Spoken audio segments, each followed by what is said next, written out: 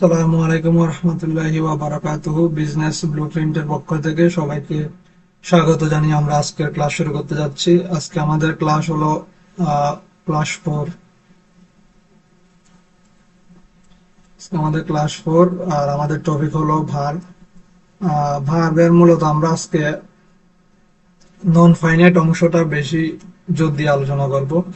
আর finite যে অংশটা ওইটা প্রথম দ্বিতীয় ক্লাসে মনে হয় আমি ট্রানজিটিভ ভার্ব ইনট্রানজিটিভ ভার্ব নিয়ে কিছু আলোচনা করছি, ওইখানে কিছুটা কভার হয়েছে। আর বাকিটা কভার করবো আমরা মডাল অক্সিলারি যে টপিকটা আছে ওইটাতে। এটা মেবি এর পরের ক্লাসে আলোচনা করব ইনশাল্লাহ। তো চলো কথা বেশি না বলে আমরা আজকের ক্লাসে চলে যাই। প্রথম হলো ভার্ব কি, এটা সবাই জানে। ভার্ব হলো একটা সেন্টেন্সের ফানের মতো, মানে সেন্টেন্সের পুরো অর্থটাই অনেকটা ভার্ব কেন্দ্রিক হয়। তো ভার্ব দ্বারা মূলত বাংলাতে যে ক্রিয়া বলি আমরা, বাংলা ক্রিয়াটাই হলো ইংলিশে ভার্ব।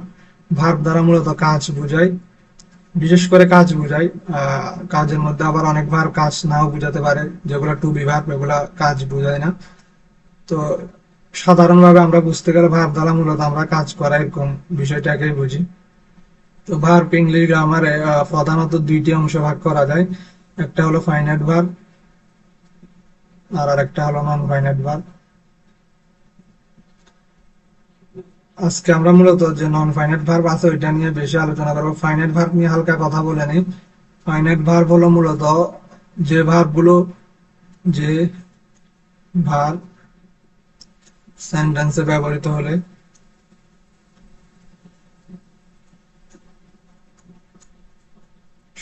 সম্পূর্ণ অর্থ প্রকাশ পায়, সম্পূর্ণ অর্থ প্রকাশ পায়। বিষয়টা উদাহরণ দিয়ে আমরা বুঝিয়ে দিলে তাহলে তোমরা সহজে বুঝতে পারো। সেটা হলো আমি লিখলাম I eat rice, I eat rice, আমি ভাত খাই বা আমি ভাত খাই। তো এখন তোমরা খেয়াল করো, আমি যদি বলি আই ইট আমি খাই, তাহলে কিন্তু অর্থটা সম্পূর্ণ প্রকাশ হয়। রাইস না বললেও, যদি এখানে রাইস অবজেক্ট, কিন্তু অবজেক্টটা না দিলেও কিন্তু এখানে অর্থটা সম্পূর্ণভাবে প্রকাশ পায়, আই ইট আমি খাই। তো ফাইনাইট ভার্ব গুলো এরকম, মানে এগুলো সেন্টেন্সে ব্যবহৃত হলে সেন্টেন্সের অর্থ সম্পূর্ণ হয়। তো সেন্টেন্সের অর্থের কোনো ঘাটতি থাকে না, এটা খেয়াল রাখবা। ফাইনাইট ভার্ব সবসময় ব্যবহৃত হলে সেন্টেন্সের অর্থ ঘাটতি থাকে না। আর ইংলিশে এটা নোট দিয়ে রাখো, আমি অন্য কালার দিয়ে লিখে দিতেছি। ইংরেজি কোনো ইংলিশ কোনো সেন্টেন্স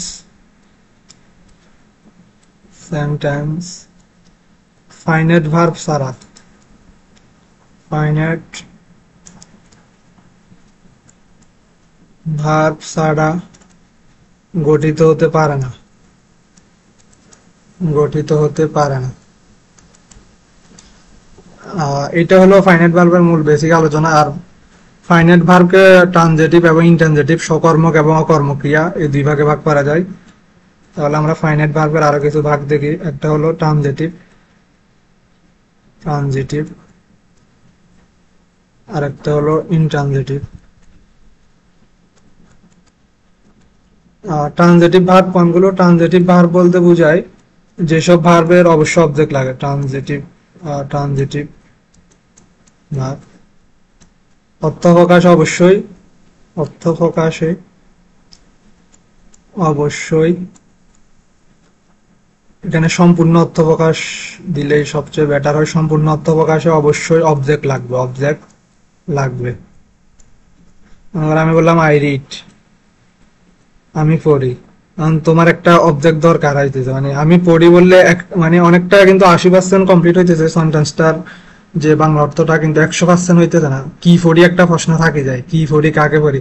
তাহলে আমি আই রিড বুক দিতে পারি, তখন অর্থ একদম 100% প্রকাশ পায়। এই কারণে রিড ভার্বটা হলো একটা ট্রানজিটিভ ভার্ব। আবার ইনট্রানজিটিভ ভার্ব নিয়ে একটু বলে নি আমি। তোমরা যদি এটা নিয়ে আরো বিস্তারিত কিছু জানতে চাও, তাহলে আমি মনে হয় ক্লাস 1 পার্ট 2 তে নিয়ে কিছুটা আলোচনা করছিলাম। ইনট্রানজিটিভ ভার্ব হলো, ইনট্রানজিটিভ ভার্ব যে ভার্ব গুলোর অর্থ প্রকাশে অবজেক্ট লাগে না, সম্পূর্ণ অর্থ প্রকাশে অবজেক্ট লাগবে না। অর্থ প্রকাশে অবজেক্ট লাগবে না। মনে করো উদাহরণ কি হতে পারে, আমি বললাম আই গো, আমি যাই। আমি যাই, এখন তুমি কি মানে এটা কি আরো কোনো সম্পূর্ণ অর্থ প্রকাশে আরো কোনো কিছু ঘাটতি থাকে? আমি কি যাই, কাকে যাই, এগুলা তো আসলে হয় না। কারণ আই গো দ্বারা আমরা বুঝি আমি যাই, মানে এটা আমি যাই, এরকম সম্পূর্ণ একটা অর্থ দিতেছে। ইন্ট্রানজিটিভ ভার্বের তাহলে কি বললাম, অবজেক্ট লাগবে না অর্থ প্রকাশ করতে। আর ইন্ট্রানজিটিভ ভার্বের পর তোমরা দেখবা ট্রানজিটিভ ভার্ব প্লাস অ্যাডভার্ব হয়। অ্যাডভার্ব থাকতে পারে, যেমন আই গো টু স্কুল। তো এখানে টু স্কুল এটা কিন্তু অ্যাডভার্বিয়াল ফ্রেজের মতো কাজ করতেছে। টু স্কুল কোথায় যাই, আমি আগে বলছিলাম যে হাউ, হোয়েন, হোয়ার, হোয়াই, এই চারটা প্রশ্নের উত্তর যেটা যে ওয়ার্ডটা দিবে সেটা হলো অ্যাডভার্ব। এখানে অ্যাডজেক্টিভ না, সরি, আমি অ্যাডভার্ব হবে। ইন্ট্রানজিটিভ ভার্বের পর অ্যাডভার্ব থাকতে পারে, যেমন আই গো টু স্কুল, আমি কোথায় যাই, স্কুলে যাই, কারণ স্কুল টু স্কুল এটা হলো একটা অ্যাডভার্বিয়াল ফ্রেজ। তো এটা একটু খেয়াল রাখবা। আর ইন্ট্রানজিটিভ ভার্বের পর সরাসরি দেখবা যে প্রিপজিশন চলে আসে, অবজেক্ট না থাকে, সরাসরি প্রিপজিশন চলে আসতে পারে। এগুলা খেয়াল করলে আশা করি ট্রানজিটিভ এবং ইন্ট্রানজিটিভে তোমাদের কোনো যে সমস্যা আছে ওগুলা থাকবে না। এরপর আমরা আলোচনা করব যে আজকের মেইন যে টপিক সেটা হলো নন ফাইনাইট ভার্ব।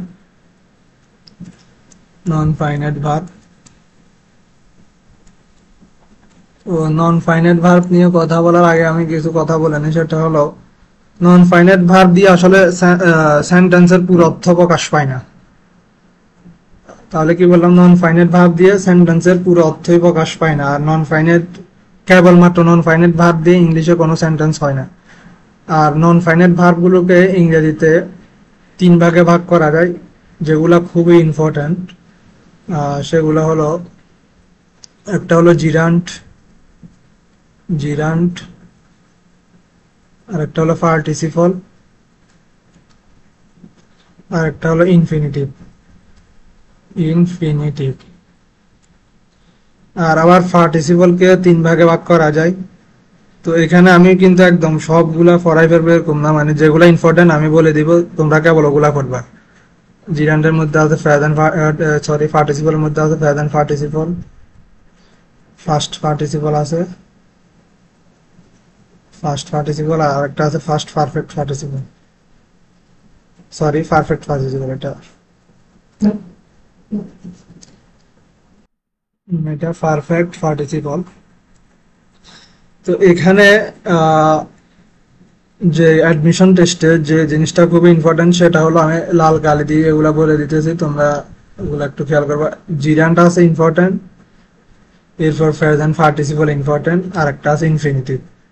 এই 3টা টপিক থেকে প্রশ্ন খুব বেশি আসে। আর পারফেক্ট পার্টিসিপল নিয়ে হালকা প্রশ্ন আছে, যেটা আমরা ড্যাংলিং মডিফায়ারে দেখবো। পারফেক্ট পার্টিসিপলের একটু ব্যবহার আছে ড্যাংলিং মডিফায়ার, ওইটা আলোচনা করব। মূলত নন ফাইনাইট ভার্ব থেকে তোমরা এই 3টা টপিক একটু বেশি ফোকাস দিয়ে পড়বা। তো আমরা দেখবো যে আসলে জিরান্ট কি, প্রেজেন্ট পার্টিসিপল কি, ইনফিনিটিভ কি, এগুলা। এখন আগেই বলে নি, জিরান্ট এবং পার্টিসিপল এই 2টা বিষয় একসাথে আলোচনা করতে হয়, না হলে স্টুডেন্টরা এগুলা এলোমেলো করে ফেলে। জিরান্ট আর একটা হলো প্রেজেন্ট পার্টিসিপল।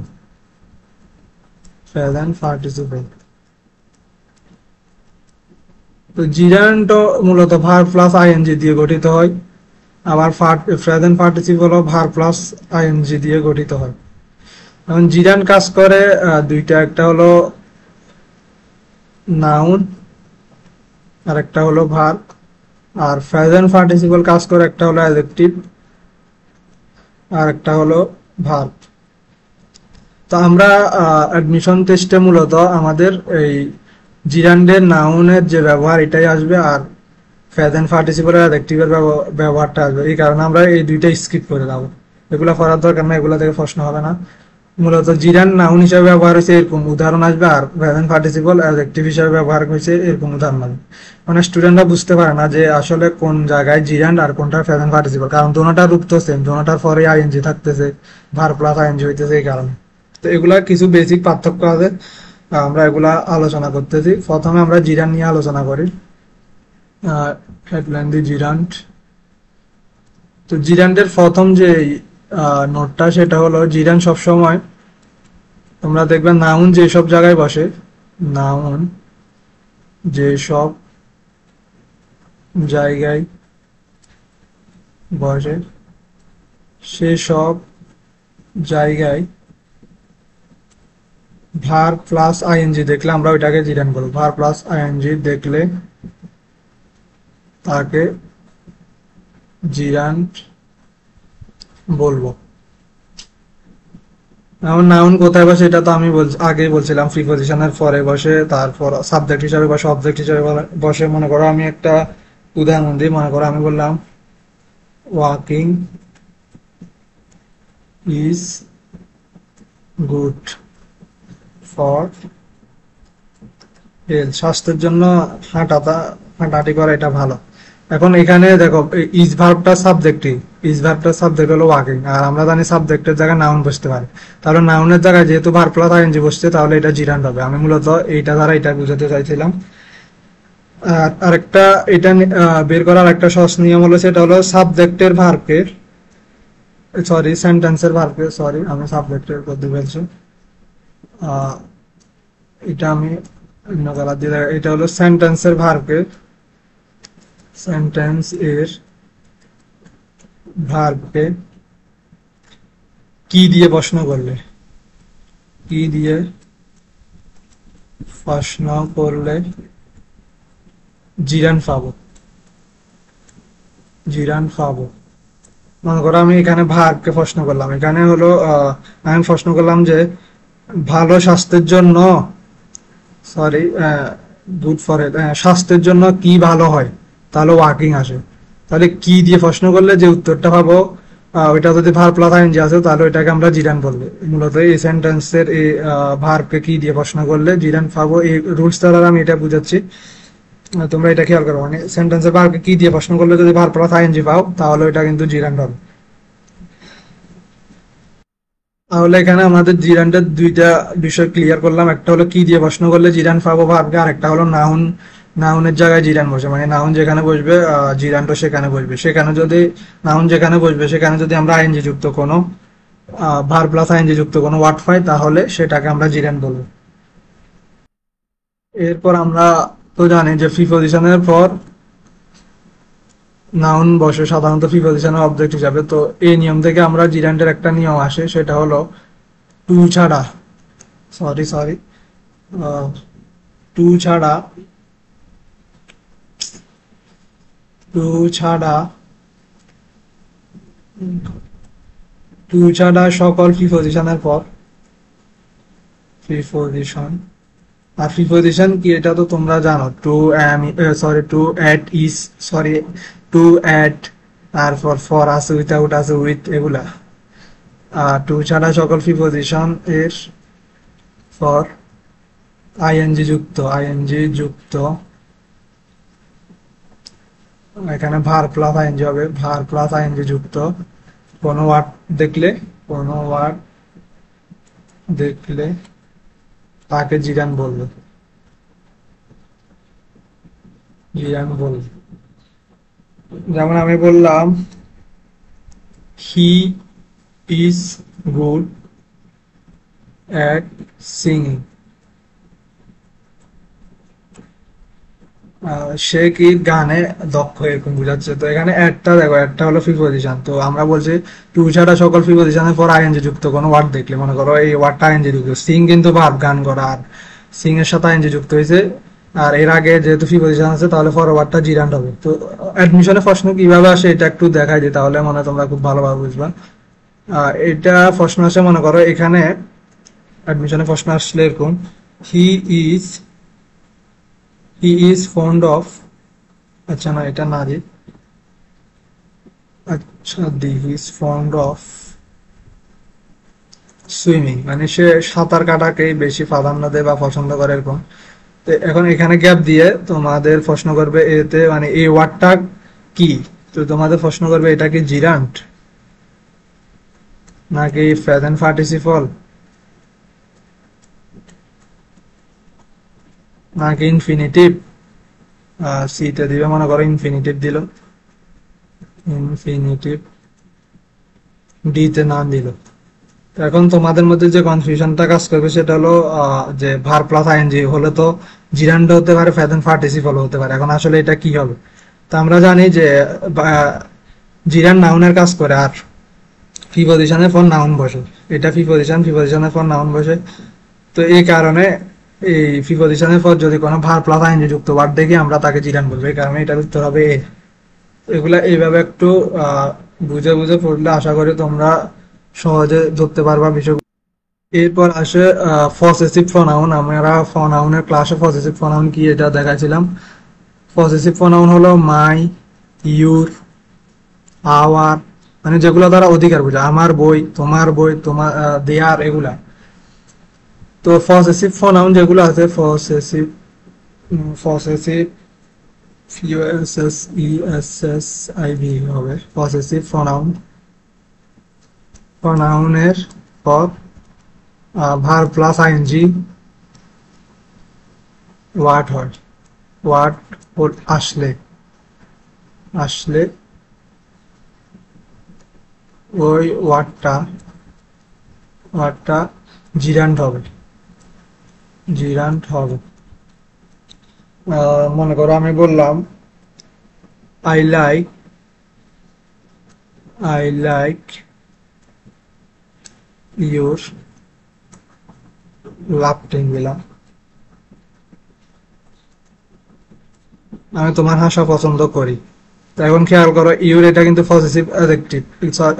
পসেসিভ এখানে আসলে অ্যাডজেক্টিভ হবে। এখানে সরি আমি প্রনাউন লিখে বলছি, পসেসিভ অ্যাডজেক্টিভ হবে।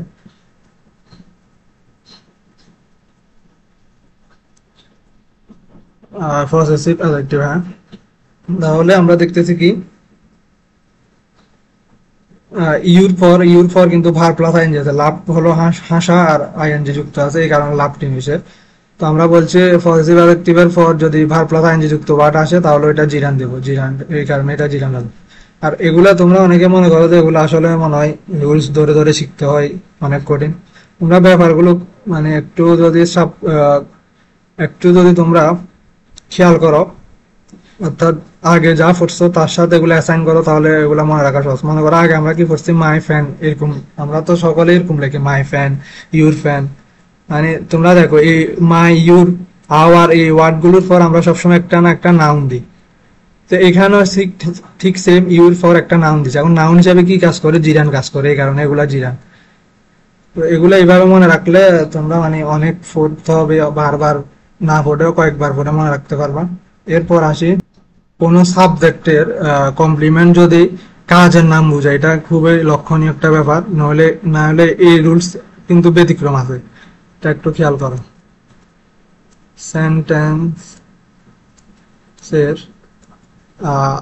সেন্টেন্সের কমপ্লিমেন্ট কি এটা তো আমি ক্লাস 1-এ পার্ট 2-তে আলোচনা করছি। সাবজেক্টের পরিপূরক সেন্টেন্সের, এখানে সাবজেক্টের হবে, সাবজেক্টের কমপ্লিমেন্ট যদি কাজের নাম বোঝায়,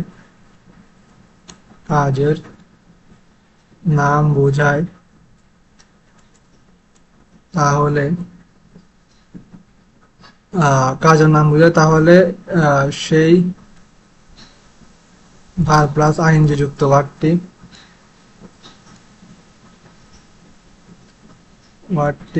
জিরান্ড হবে। আর কাজের নাম না বুঝালে কিন্তু প্রেজেন্ট পার্টিসিপল হবে। আর কাজের নাম না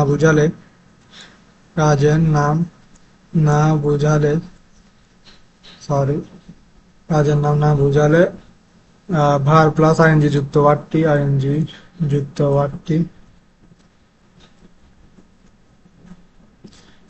প্রেজেন্ট পার্টিসিপল হবে। উদাহরণ দিলে সহজে মনে রাখতে পারবো আশা করি, পার্টিসিপল হবে।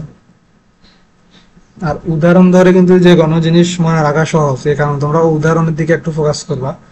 মনে করো আমি লিখলাম সিইং ইজ বিলিভিং।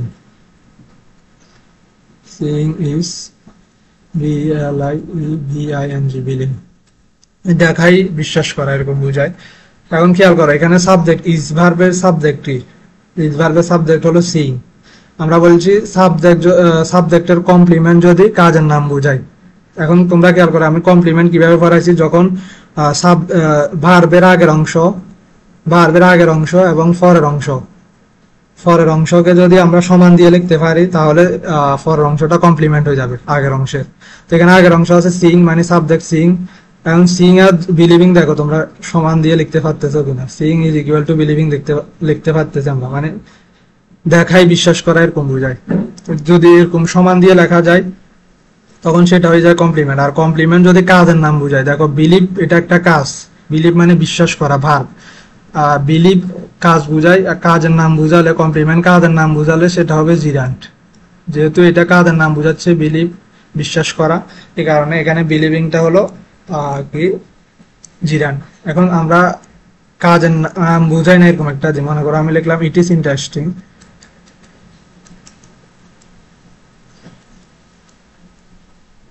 ইন্টারেস্টিং।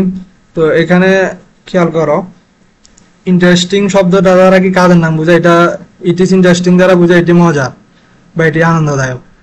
তো এটা দ্বারা কিন্তু কাজের নাম বোঝায় না, কিন্তু বিলিভ শব্দটা দ্বারা কাজের নাম বোঝায়। এই কারণে বিলিভ সিইং ইজ বিলিভিং, এটা বিলিভিংটা জিরান্ট, আর এখানে ইন্টারেস্টিংটা হয়ে যাবে প্রেজেন্ট পার্টিসিপল। তো এগুলো একটু খেয়াল করবা। এরপর কম্পাউন্ড নাউন এর একটা নিয়ম আছে। কম্পাউন্ড নাউনের অংশ হিসাবে যে আইএনজি যুক্ত ওয়ার্ডটা ব্যবহার হয় সেটা সাধারণত জিরান্ট হয়। এটা একটু লিখে দিই। কম্পাউন্ড নাউন কি এটা তোমরা জানো কিনা আমি তো জানি না।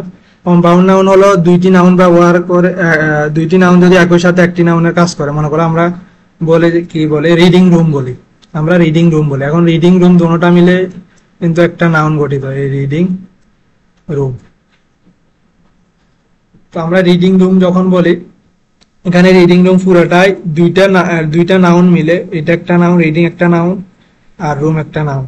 এই দুইটা বা দুইয়ের অধিক নাউন মিলে যদি একটা নাউনের কাজ করে তখন সেটাকে আমরা কম্পাউন্ড নাউন বলবো।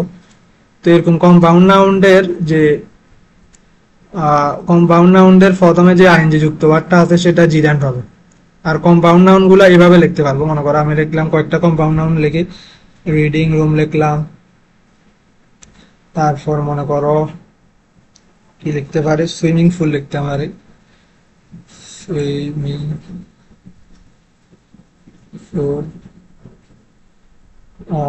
পুল। আবার রিডিং ম্যাটেরিয়ালস এগুলো লিখতে পারে, reading materials, reading room, swimming pool. এবং কম্পাউন্ড নাউন গুলো তোমরা এইভাবে লিখতে পারবা, রুম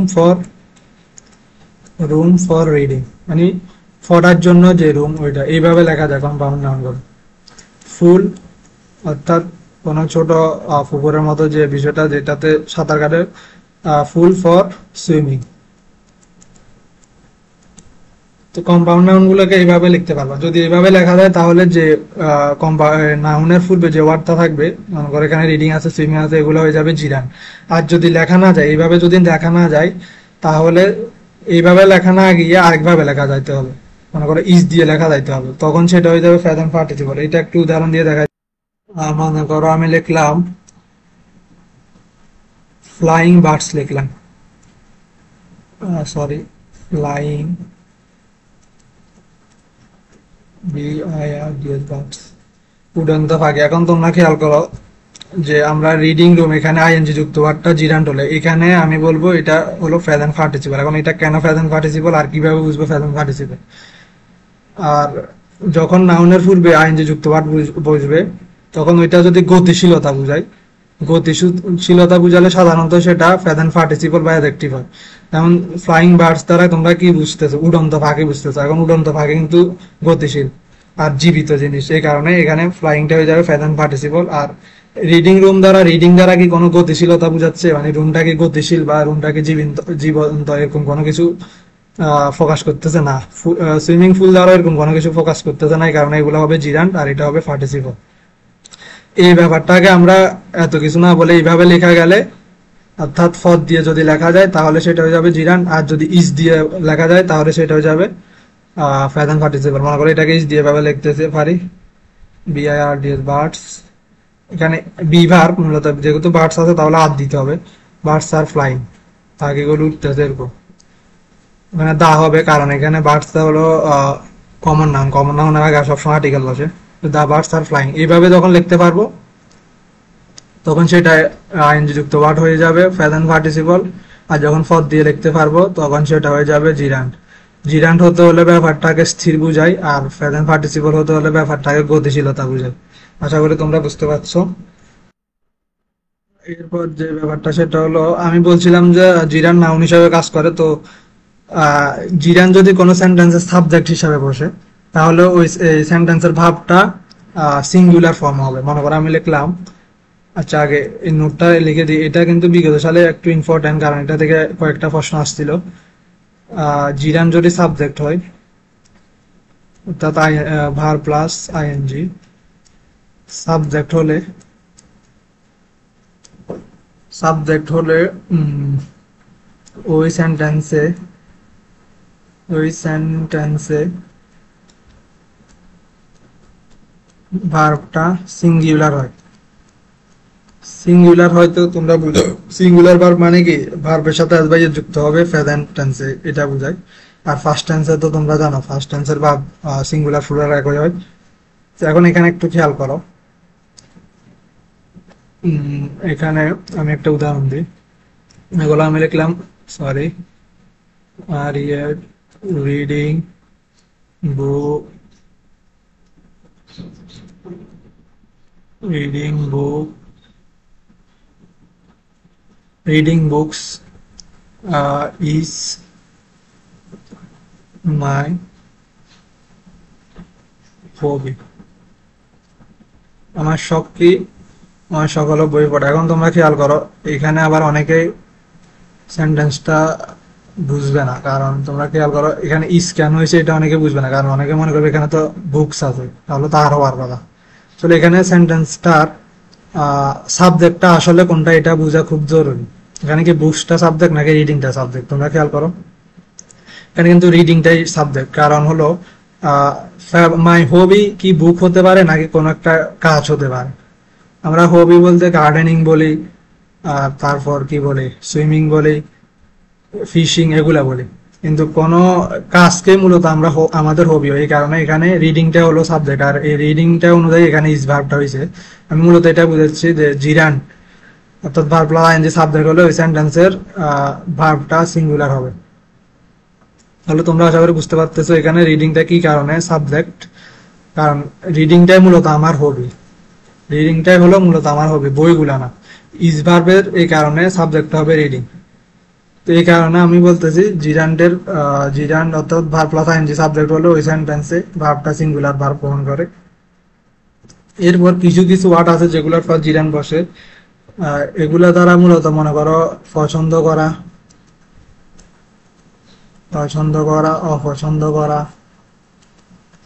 অপছন্দ করা, শুরু করা, শুরু অথবা শেষ করা, এই তিন অর্থ প্রকাশ করে এমন ভার্বগুলো ফর সাধারণত জিরান্ড। মনে করো পছন্দ করা আমি বললাম লাইক, অপছন্দ করা ডিসলাইক, ডিসলাইক, অপছন্দ করা একটা অ্যাভয়েড হইতে পারে, আমরা এড়িয়ে চলি কখন যখন অপছন্দ করি তখন। তারপর পছন্দ করার আরেকটা এনজয়, উপভোগ করা বা পছন্দ করা এরকম বোঝায়। এরপর শুরু করা, স্টার্ট হতে পারে, স্টপ, বিগিন, এগুলা। সরি বিগিন এখানে জি হবে না। এরপর আরো দুইটা ইম্পর্টেন্ট ভার্ব আবার ফিনিশ হতে পারে, স্টপ, ফিনিশ। ইম্পর্টেন্ট দুইটা ভার্ব সেটা একটু মনে রাখবা, সেটা হলো মাইন্ড, মাইন্ড আছে, আর একটা আছে ফ্রেফার, ইয়ারি। তো এগুলার ফর ফেভার ফর এরকম ব্যাপারটা এরকম হয়, favour dot dot to dot dot এরকম হয়। এখানেও তোমাদের জিরান বসবে, অর্থাৎ আইএনজি যুক্ত বার বসবে, আর এখানেও আইএনজি যুক্ত বার বসবে। তাহলে আমরা প্রেফার ভাবটার টু এর আগের অংশ আইএনজি যুক্ত দিব, ফরের অংশ আইএনজি যুক্ত দিব। এটা ইম্পর্টেন্ট আছে, এটা বিগত সালে কয়েকবার আসছিল। আর মাইন্ড ভার্বটার ফর সবসময় আইএনজি যুক্ত যে ওয়ার্ডটা থাকবে সেটা জিরান হবে, আর এটার ফর এমনি আইএনজি যুক্ত ওয়ার্ড হবে। তো এগুলো একটু খেয়াল রাখবা, তাহলে তোমরা শুধু এই অধ্যায়ের প্রশ্ন না, অনেক অধ্যায়ের প্রশ্ন তোমাদের কভার হয়ে যাবে। এই দুইটা ভার্ব অনেক ইম্পর্টেন্ট। এরপর আমরা প্রেজেন্ট পার্টিসিপলের দিকে একটু যাই।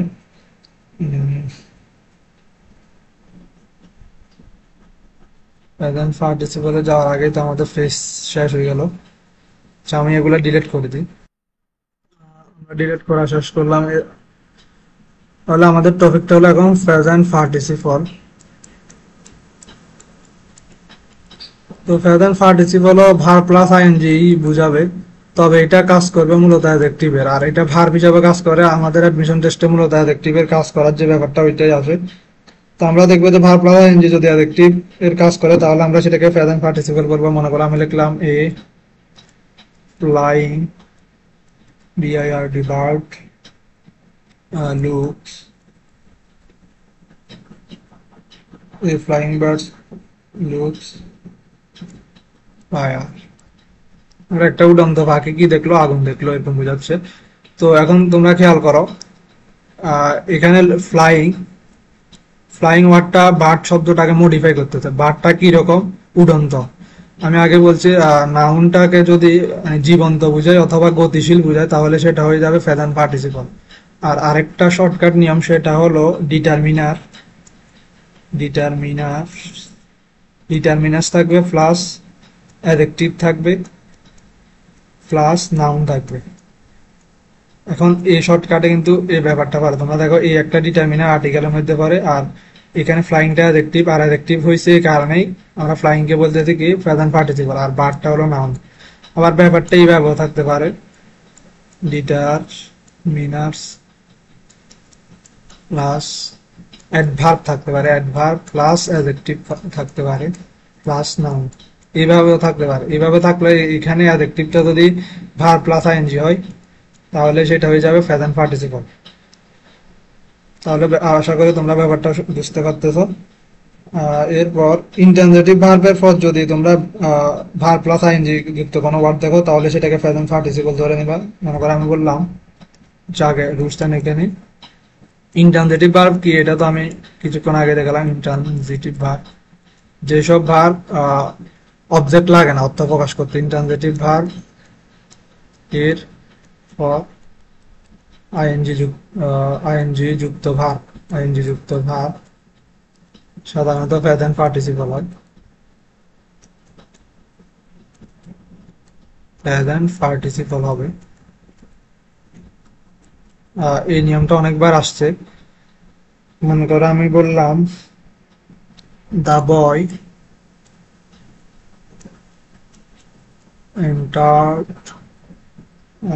entered the room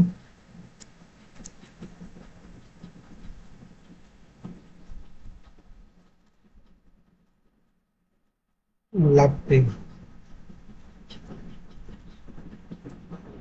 এখন মনে করো অ্যাডমিশন টেস্টে প্রশ্ন এটাই দিল, এটা দিয়ে এখানে গ্যাপ দিয়ে বললো এটা কি জিরান্ড প্রেজেন্ট পার্টিসিপল ইনফিনিটিভ, এগুলা প্রশ্ন দিল।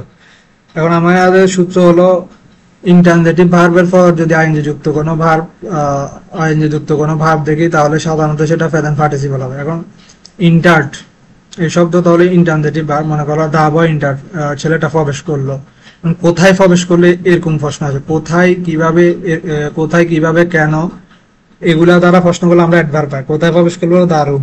আমরা আগে বলছিলাম যে ভার্বের পর যদি প্রিপজিশন থাকে সরাসরি, তারপর অ্যাডভার্ব থাকে, তাহলে ভার্বটা ইন্ট্রানজিটিভ হয়ে যায়। এখানে এই কারণে এটা ইন্ট্রানজিটিভ ভার্ব। তো ইন্ট্রানজিটিভ ভার্বের পর যদি আইএনজি যুক্ত কোনো ওয়ার্ড দেখি তাহলে সেটা হয়ে যাবে প্রেজেন্ট পার্টিসিপল অর্থাৎ অ্যাডজেক্টিভ। এই কারণে এখানে লাফটিংটা হবে অ্যাডজেক্টিভ। আর লাফটিংটা মূলত এখানে দা বয়কে মডিফাই করতে হতো। মূলত সেন্টেন্সটা এরকম হতো, দা লাফটিং বয় মানে হাসতা, মানে হাসি মুখের যে ছেলেটা, এরকম বোঝাচ্ছে হাসি মুখের ছেলেটা রুমটিতে প্রবেশ করলো। আর এটার মানে পরীক্ষাতে একটু ঘুরে আসে, এরকম লাফটিংটা পরে দেওয়া হয়।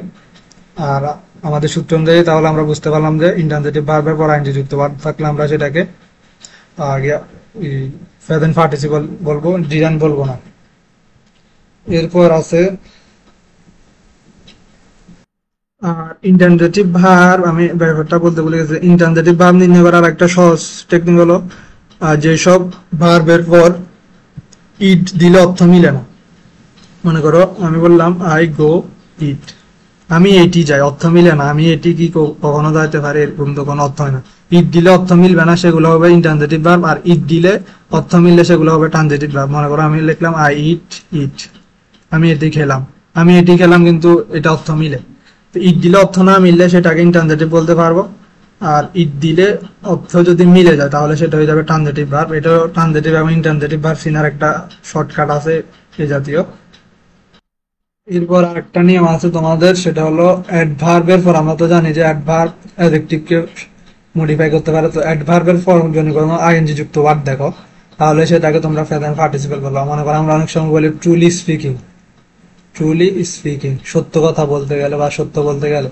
এখানে স্পিকিংটা অ্যাডজেক্টিভ অর্থাৎ এটা প্রেজেন্ট পার্টিসিপল, আর ট্রুলি এটা অ্যাডভার্ব। এটা অ্যাডভার্ব কিভাবে বুঝলাম, এখানে ট্রুলি বানানটা ঠিক আছে, ট্রুলি বানান।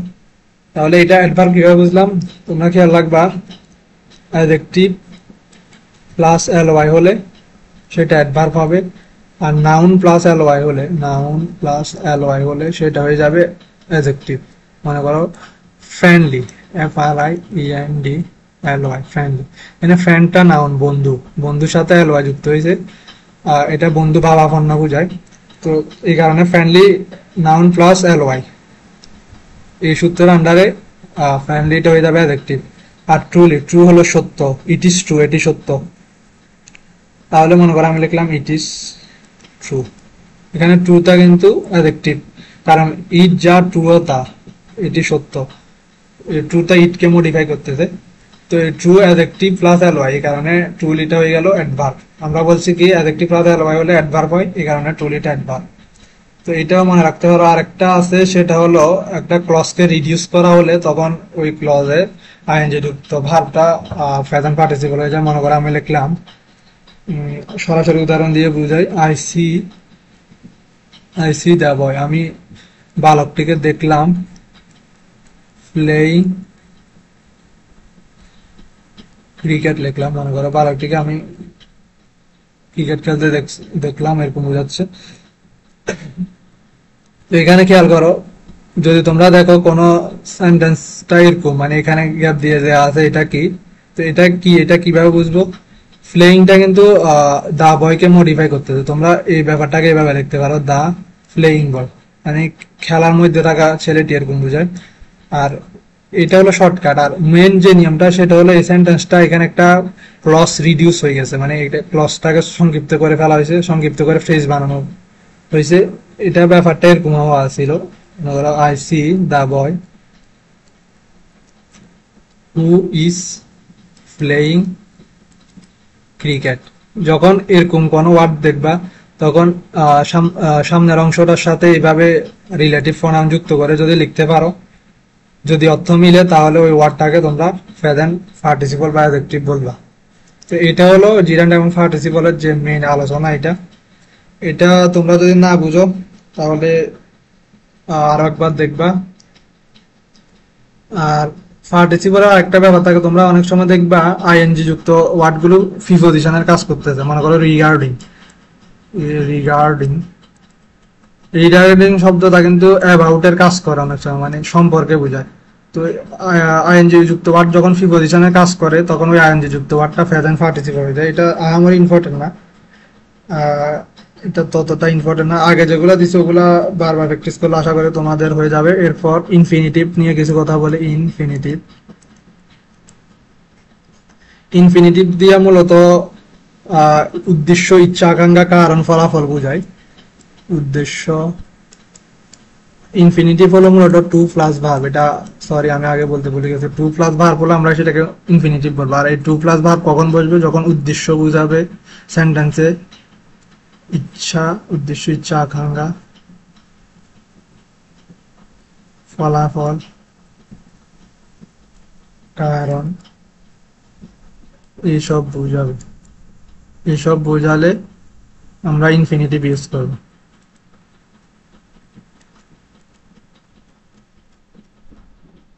মনে করো আমি বললাম উই ইট টু লিভ, আমরা বাঁচার জন্য খাই। এখন চিন্তা করো এখানে আমরা কেন খাই? বাঁচার জন্য খাই। তো এখানে আমাদের খাওয়ার উদ্দেশ্যটা কি? সেটা হলো বাঁচা। এই সেন্টেন্সে উদ্দেশ্য অর্থ প্রকাশ করতে টু প্লাস ভার্বটা ব্যবহার করা হয়েছে। আর তোমরা এটা বাংলা অর্থ খেয়াল করলে দেখবা আমাদের মানে খাওয়ার উদ্দেশ্যটা কি? টু লিভ, বেঁচে থাকা। তো এরকম উদ্দেশ্য বুঝালে আমরা ইনফিনিটিভ ইউজ করবো।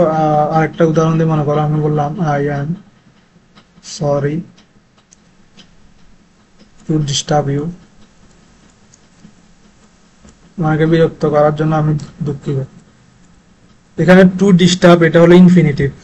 এখন টু ডিস্টার্ব কেন ইউজ হয়েছে, কারণ এখানে কারণের কারণে শব্দটার কারণ, এই কারণ যে কারণটা আছে এটার কারণ। আমি বললাম আই এম সরি, আমি কি কারণে দুঃখিত, কি কারণে, এটার আনসারটা দিতে টু ডিস্টার্ব ইউ, টু ডিস্টার্বটা এই কারণে এখানে ইনফিনিটিভ। তাহলে আমরা বুঝতে পারলাম উদ্দেশ্য, ইচ্ছা, আকাঙ্ক্ষা, ফলাফল, কারণ এগুলা বোঝানোর ক্ষেত্রে আমরা ইনফিনিটিভ ইউজ করব। এরপর এরপর আছে কি পারফেক্ট পার্টিসিপল। এটা যদি আমি ড্যাংলিং মডিফায়ারে বিস্তারিত আলোচনা করবো, এখানে একটু বলে নিই। পারফেক্ট পার্টিসিপল এটা হলো হ্যাভিং প্লাস ভার্বের ফার্স্ট পার্টিসিপল ফর্ম হয়। আর এটা ব্যবহার হয় মনে করো অতীতে দুটি কাজ হয়েছিল ইংলিশে, দুইটি কাজের মধ্যে যেটি আগে ঘটেছিল,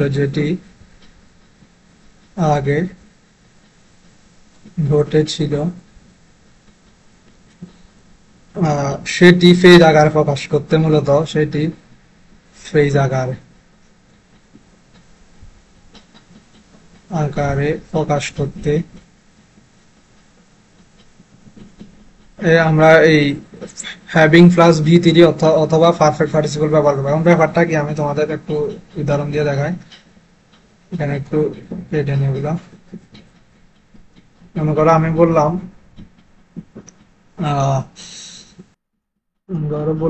I had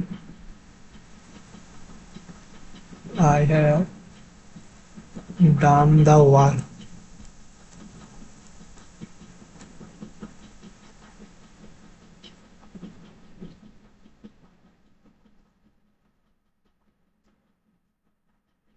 I had done the work. Sorry, এখানে বিফোর না দিই। I had done the work দিলাম, এরপর বল I had done the work, তারপর and দিলাম and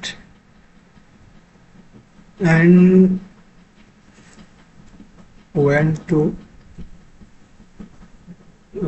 স্কুল দিতে পারে। মনে করো আমি কাজটা শেষ করে কাজটা শেষ করেছিলাম এবং স্কুলে গিয়েছিলাম। এখন খেয়াল করো আগে কাজটা শেষ করেছি, দুটোটা কিন্তু অতীত। ফার্স্ট টেন্সে দেখো হ্যাড প্লাস ভি3 ফার্স্ট পারফেক্ট, আর একটা আছে ফার্স্ট ইনডিফিনিট। তো আমরা বলছি অতীতে দুটি কাজের মধ্যে যেটি আগে ঘটেছিল সেটি ফ্রেজ আকারে প্রকাশ করতে আমরা হ্যাভিং প্লাস ভি3 ব্যবহার করব, অর্থাৎ পারফেক্ট পার্টিসিপল ব্যবহার করব। এখন এখানে আগে কাজটা কোনটা হয়েছে, আগে কিন্তু কাজটা করছিলাম, অর্থাৎ done the work, I had done the work, তারপরে স্কুল গিয়েছিলাম। তাহলে এটাকে আমরা এই সেন্টেন্সটাকে ফ্রেজ বানানোর ক্ষেত্রে আমরা পারফেক্ট পার্টিসিপলের সহযোগিতা নিব। কিভাবে নিতে পারি, মনে করো আমরা লিখলাম হ্যাভিং ডান দা ওয়ার্ক, কমা দিব, এরপর লিখবো I went to school. Admission টেস্টে পারফেক্ট পার্টিসিপল মূলত এই নিয়মটাই আসে, অর্থাৎ যেটাকে ক্লজ আকারে ছিল সেটাকে আমরা ফ্রেজ আকারে বানিয়ে ফেললাম পারফেক্ট পার্টিসিপল ইউজ করে।